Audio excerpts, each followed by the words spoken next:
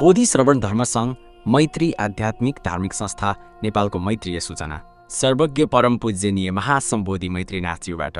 6 वर्षको कठोर निर्जल निराहार आध्यात्मिक महादुर्लभ महाध्यान प्रारम्भ भएको दिन सम्पूर्ण लोकहरू र विश्व मानव जगतको लागि